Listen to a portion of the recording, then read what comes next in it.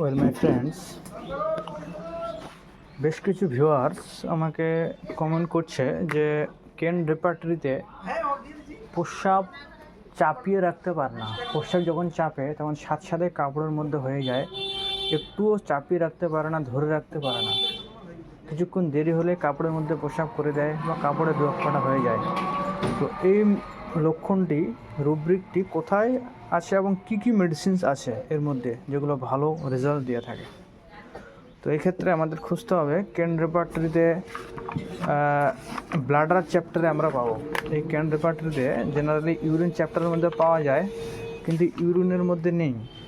ইউরিনের আলাদা করে চ্যাপ্টার দেওয়া আছে, কিন্তু এটা ইউরিনের এই সমস্যাটা আপনারা ব্লাডারের মধ্যে পাবেন, কারণ এটা একটা ব্লাডার রিলেটেড ইস্যু, ব্লাডার সমস্যা থাকে বলেই হচ্ছে না। তো আমাদের খুঁজতে হবে মেন রুব্রিক প্রস্রাব চাপিয়ে রাখতে পারে না, কাপড় হয়ে যায়, তার মেন রুব্রিকের নাম হচ্ছে ইনভলিন্টারি আমাদের খুঁজতে হবে। তো ব্লাডারে যেতে হবে, ব্লাডারে 645 পেজে আপনার 1 মিনিট।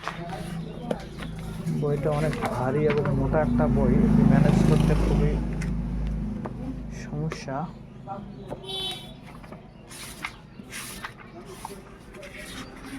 এই যে ব্লাডার, আমরা ব্লাডারের মধ্যে চলে আসি। তো সে রুব্রিকটা পেতে গেলে প্রস্রাব চাপিয়ে রাখতে পারে না, যাকে ইংরেজিতে ইনভলিন্টারি বলা হয়ে থাকে। ইনভলিন্টারি আমরা কোথায় পাবো? ইনভলিন্টারির ফার্স্ট অক্ষর হচ্ছে আই দিয়ে আমাদের খুঁজতে হবে। যেরকম করে ডিকশনারি সার্চ করা হয়, তাহলে খুবই সহজে আপনারা বের করতে পারবেন এবং অনেক সহজ উপায়। তো আই প্রথমে এ দিয়ে শুরু হয়েছে, এ বি সি, তারপর ডি ই এফ আসে। সেরকম করে আমাদের ইনভলিন্টারি আইয়ে যেতে হবে। পেজ উল্টাচ্ছি, আইয়ে যেতে হবে আপনাদের ইউরিনেশনে যেতে হবে, যেহেতু প্রস্রাবটা আমাদের চাপিয়ে রাখতে পারে না। ইউরিনেশনসের আই যেতে হবে।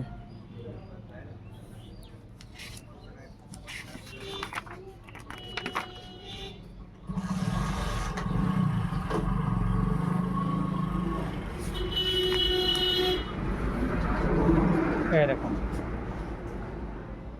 ইউরিনেশনস কেমন হয়? ইনভলিন্টারি, চাপিয়ে রাখতে পারে না, আই দিয়ে যেতে হবে। দেখুন, ডায়সুরিয়া কম হয়, প্রস্রাব ফ্রিকুয়েন্ট, ঘন ঘন হয়, বারবার প্রস্রাব করতে হয়।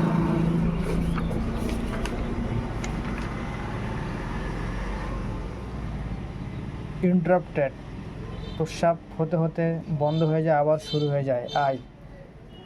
এবারে চলে আসলো আমাদের, দেখুন এই যে ইনভলিন্টারি, অনিচ্ছুক মূত্র দেয়, প্রস্রাব চাপে রাখতে পারে না, ইনভলিন্টারি। তো এই রুব্রিকটাতে, এই সমস্যাটাতে কোন কোন মেডিসিন সব থেকে বেশি ফার্স্ট গ্রেডের আছে? 1 নম্বর যে medicine, allium cepa, apis, argentum nit, arsenic album, belladonna, কোস্টিকামে আছে, ডালকামারাতে আছে, লাইকোপোডিয়ামে আছে এমন সিমটমস, নেট্রামিউরা আছে, নাক্স মস্কাটাতে আছে, ফসফরাসে আছে, রাস্টক্সে আছে, সরিনামে আছে, পালসেটিলাতে আছে, সিপিএতে আছে, স্ট্র্যাপিসেগ্রিয়াতে আছে। এগুলো হচ্ছে ফার্স্ট গ্রেডের মেডিসিনস।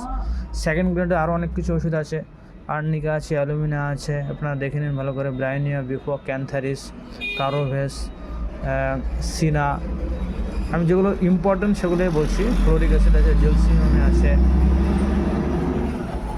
তারপর মার্কিউরিয়াসে আছে, মিউরিটিক অ্যাসিডে আছে, নেট্রাম কার্বে আছে, নাইট্রিক অ্যাসিডে আছে, petroleum phosphoric acid, podophyllum, ruta, spigelia, thuja, sulphur, এমন অনেক কিছু ওষুধে আছে। তবে সবথেকে বেশি ব্যবহৃত হয় এই সমস্ত কন্ডিশনে, ভালো কাজ করে থাকে, লক্ষণ বৃদ্ধিকে আপনাদের মিলাতে হবে। কোস্টিকাম খুব ভালো কাজ করে থাকে, এপিস ভালো কাজ করে থাকে, নেট্রামিউর, ফসফরাস, পালসেটিলা, সিপিয়া, লাইকোপোডিয়াম, এই সমস্ত কিছু ফার্স্ট গ্রেডের মেডিসিন আছে, লক্ষণ ভিত্তিক আপনারা দিতে পারেন। তো আপনারা অনেক ভালো রেজাল্ট পাবেন। আর বিশেষ করে কারো ক্ষেত্রে কিছু সাবরুব্রিক পাওয়া যায়, প্রস্রাব চাপিয়ে রাখতে পারে না, ঠিক আছে, কিন্তু সেটা দিনের বেলায় হয়, রাত্রেবেলা খুব একটা হয় না। সেক্ষেত্রে ফ্লোরিক অ্যাসিড আছে একমাত্র ফার্স্ট গ্রেডের মেডিসিন। আর্জেন্টাইন নাইট্রিং, বেলাডোনা, ফেরাম ফস, ফেরাম পিক্রিক, ফেরাম ম্যাট। তো এগুলো কিছু সেকেন্ড গ্রেড আছে।